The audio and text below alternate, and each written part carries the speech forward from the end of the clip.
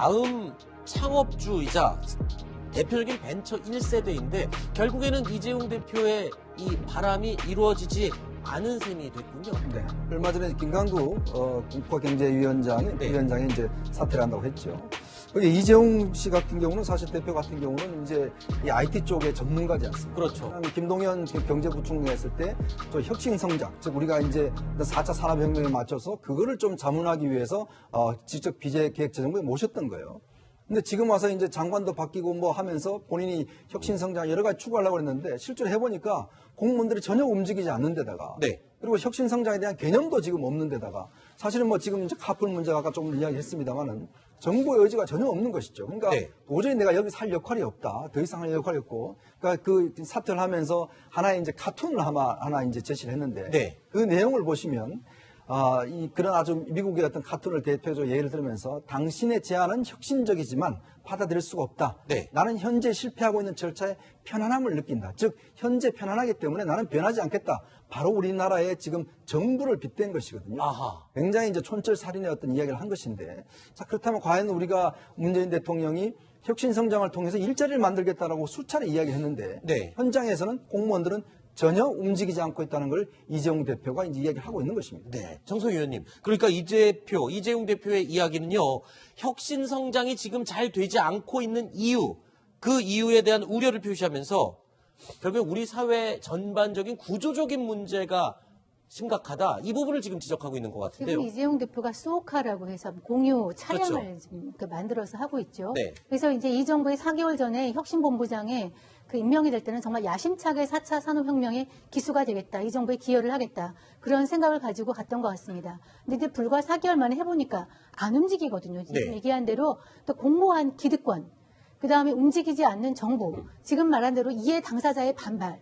근데 그런 것들이 있는데 4차 산업혁명이 실패하는 거는 기술이 없기 때문이 아니라 이런 갈등 관리나 규제 때문에 그렇거든요. 근데 가서 해보니까 안 되는 거예요. 그러니까 이제 4개월 만에 던지면서 이렇게 얘기를 했고 또 같은 다음 창업자는 이런 얘기도 했죠. 구한말의 쇠국 시대 같다. 이렇게 문을 닫고 우리가 어떻게 세계적인 흐름에서 고립돼서 살 수 있겠느냐. 이런 벤처 1세대의 충언을 좀 우리 모두가 귀담아 들어야 될 것 같습니다. 자, 이런 가운데 문재인 정부의 지지율이 처음으로 부정평가가 긍정평가를 앞지른다는 조사 결과가 나왔습니다. 이번 정부 들어서 처음이잖아요, 이게. 그렇습니다. 이게 지금 이제 지지도가 원래 이런 걸 용어로 이제 데드크로스라는 그런 표현을 쓰긴 하는데 물론 이제 아직까지 오차 범위에 있기 때문에 이제 뒤바뀌었다라고 할 수는 없지만 그러나 이게 이제 사실은 여론조사에서 어떤 부정평가가 좀 높다는 것 자체는 뭐냐면 아주 결정적으로 결국 이제 정부가 추진하는 정책이 힘을 받지 못한다는 거죠. 특히 경제 정책에 대한 지금 비판이 그렇습니다. 이게 이제 어떤 사회적 갈등을 해소하지 못하고 또 이제 대통령은 이야기를 하는데 밑에서는 전혀 다른 이야기들. 지금 대통령은 지금 기업들의 어떤 애로를 풀어주겠다고 이야기를 하는데 고용노동부는 갑자기 주휴수당을 지금 포함시키겠다고 이야기를 하면서 실제 기업들은 지금 난리가 났습니다.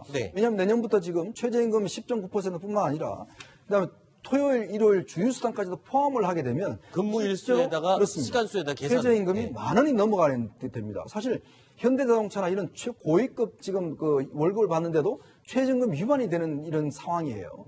그렇다 보니까 지금 청년들의 일자리가 떨어지고 그래서 사실 20대가 지금 굉장히 좀 반발을 하고 있는 상황이거든요. 그러면서 본다면 문 대통령의 지금 지지도가 거의 일주일 사이에 2에서 3%포인트씩 떨어지고 있는 상황이고 이게 넘어섰다는 것은 앞으로 정부가 뭔 일을 추진하든지 간에 상당히 저항에 부딪힐 수밖에 없다. 이런 것들을 지금 이야기를 하고 있는 것 같습니다. 사실 문재인 정부 이 노동계의 지지를 많이 얻고 탄생한 정부인데 지금 상황을 보면 노동계의 반발이 가장 거세게 일고 있습니다. 더군다나 지금 문재인 정부에서 세를 불린 민노총이 인원이 지금 70만 명을 넘어섰다고요? 그렇죠. 지금 민노총에서는 이제 촛불의 자기들의 중심 세력이다라고 주장을 하고 있는데 그동안에는 이제 노조에서 많이 와해가 되면서 그 노조에 가입한 사람들이 좀 떨어졌었는데 이 정부에서 70만 명을 기록했습니다. 이게 상당한 건데요. 한노총까지 합치면은 노조에 가입된 사람이 무려 200만 명입니다. 우리나라의 노조 가입률이 이렇게 국제적인 기준에 비해서 높은 것은 아니지만 이 수치가 왜 의미가 있느냐 하면은 이렇게 노조 가입자가 늘어났다는 것은 노조 회비를 내는 사람이 많다는 거고요. 결속력이 강하다는 뜻도 있지만은 이렇게 되면은 그러니까 이 노조 회비가 딱딱 들어오기 때문에 경제적으로 굉장히 독립적이 됩니다. 그러니까 전투력이 굉장히 상승하는 것이죠. 네. 그렇기 때문에 이렇게 가입자가 늘어나는 것은 조직의 조직력은 커지게 있지만 사회 경제적이나 정부로서는 좀 부담이 되는 이런 상황이 될 겁니다. 네. 자, 이 문재인 정부의 소득 주도 성장으로 타격이 가장 컸던 부류의 사람들이 있죠. 바로 소상공인 또는 자영업자들입니다. 자, 이를 정부도 잘 알고 있나 봅니다. 왜냐하면 최근에 자영업자 살리기에 적극적으로 나서고 있죠. 그런데 이에 대해서 야당에서는요, 이 자영업자 살리기 위한 대책들에 대해서 안고 없는 찐빵이라면서 비판에 나서고 있습니다. 정부의 자영업자 대책도 사실상 핵심 내용이 빠져있는 소위 안고 없는 찐빵이다. 아시다시피 내년 1월 1일이면 지금 경제는 비상 상황에 들어간다고 볼 것입니다. 그런데 또 다른 폭탄을 지금 던지고 만 것입니다. 문재인 대통령의 보안 운운한 말은 말뿐인 립 서비스였다는 것이 드러나고 말았습니다. 저희 자유한국당은 이제 경제 비상 상황을 선포합니다. 이우종 기자, 사실 정부에서 소상공인, 자영업자들을 살리기 위해서 여러 가지 대책들을 쏟아내고 있습니다. 어제였죠. 이 수수료율 제로페이, 그러니까 카드사들에게 수수료를 내는 상공인들의 부담을 덜어주기 위해서 직거래, 그러니까 물건 사는 사람과 돈 받는 사람의 통장을 직접 연결해주는 서비스 제로페이도 시작하기로 했고요. 심지어 이 빚도 깎아주는 대책도 마련했고, 이번에 또 지역 상품권을 또 발행한다. 근데 이게 반응이 별로 안 좋다면서요? 네, 일단 저것들이 예전에 나왔던 대책들을 약간 손을 본 것들도 있고, 네. 그리고 실효성에서도 의문이 가는 것들이 있습니다. 지역상품권 같은 경우 연간 4, 5조 원 정도 발행을 하는데 사실 전통시장이나 일부에서만 활용을 할 수가 있고요. 그래서 전체 상권이 살아나는 데는 한계가 있을 수도 있습니다. 제로페이도 약간 문제점이 있을 수가 있고요. 또 세제 쇼택도 굉장히 많이 해줬습니다. 또 그 자영업자들의 부채도 2022년까지 탕감해주기로 하고 40% 정도 탕감해주기로 했습니다. 하지만 이런 것들에는 여러 가지 도덕적 해이라든가 이런 문제점들이 지적될 수가 있습니다. 그리고 전체적으로 큰 틀에서 보면 이 대책들이 미봉책 정도에 지나지 않는 것 아니냐 이런 지적들이 나오고 있습니다. 일단 자영업자들이 자신들에게 인건비 부담들이 굉장히 늘었고요. 또 자영업자들 한국 사람들이 왜 이쪽에 많이 유입이 됐느냐? 네. 좋은 일자리가 없고 좋은 산업이 없기 때문이죠. 그래서 다른 나라보다 자영업자들의 비중이 훨씬 높은 20% 정도이기 때문에 이런 부분들에 대해 시정적인 근본 대책 필요하다. 이런 지적들이 많이 나오고 있는 겁니다. 요즘요, 거리를 돌아다니다 보면 글쎄요, 저만 느끼시는 건지 아니면 시청자 여러분께서도 느끼실지 모르겠지만 군데군데 폐점한 가게, 비어있는 상점, 임대가 되지 않아 가게는 나갔지만 들어오지 않는 곳들이 상당히 많이 눈에 띕니다. 바로 이런 것들이 중소상인들의 지금 현재 상태를 단적으로 보여주는 예가 아닐까요? 우리 동아일보 오늘 보도에 따르면 유령 점포라고 하죠. 네. 그러니까 가게에서 임대를 해서 장사를 하고 있는데 장사가 안 되니까 장사는 접었고요. 그런데 가게를 팔려니까 팔려는 사람도 없어요. 들어올 사람도 없는 거죠. 그러니까 이제 문만 열어놓고 있고 본인은 차라리 최저임금 덕에 다른 가게에 가서 아르바이트를 하는 게 더 생계에 낫다. 이런 경우도 있고 어떤 경우에는 이게 권리금 포기하고서 야반도주를 하는 경우도 있답니다. 이런 것이 오늘 아침 보도에 따르면 연간 종로에서만 1,200건 가까이가 이런 점포가 있다고 합니다. 우리가 체감하듯이 길거리 지나다 보면은 폐업된 그런 것이 굉장히 많죠. 자영업자 어려운 현실을 보여주는 모습이라고 생각이 합니다. 알겠습니다. 조금 전에 제가 안고 없는 찐빵이라는 표현을 했는데요. 안고라는 말을 팥으로 바꾸도록 하겠습니다.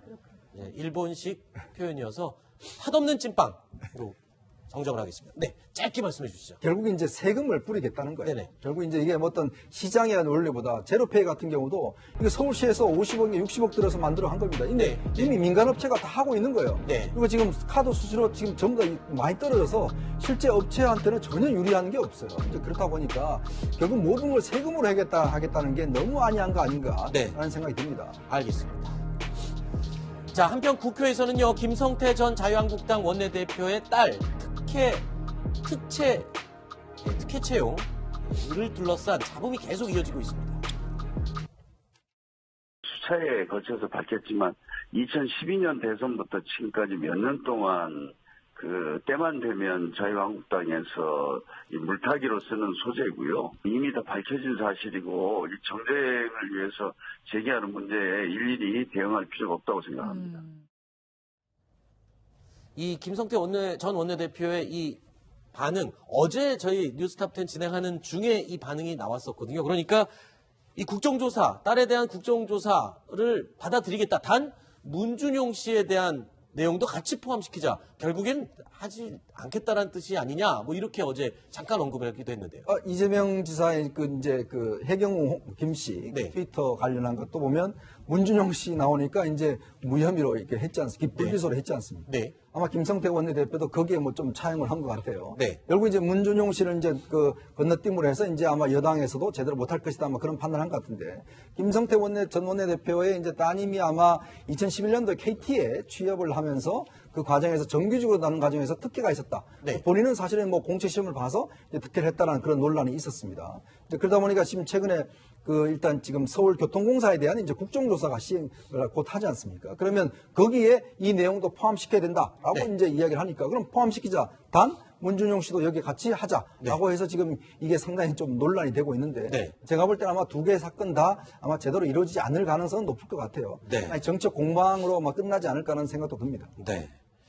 이 정치권 일각에서는 김성태 의원이 여권의 아킬레스건을 건드려서 즉효를 봤다. 뭐 이렇게 평가를 하기도 한다는데 손혜원 의원 같은 경우는 그래 그럼 받자라고 또 얘기를 했다고요? 손혜원 의원이 이제 60이 좀 넘은 좀 나이에 초선 의원이지 않습니까? 네. 그러다 보니까 이 정치적인 이런 어떤 판단이나 이게 감각에 있어서 기존의 정치권에 있는 인사들하고 좀 다른 결로 많이 가는 것 같고요. 또 이제 본인의 극렬 지지자나 이런 쪽하고 직접 이제 어떤 의견을 들어서 하는 것인데 이런 것이 민주당의 전체 의견이라고는 볼 수는 없을 것 같습니다. 네, 알겠습니다.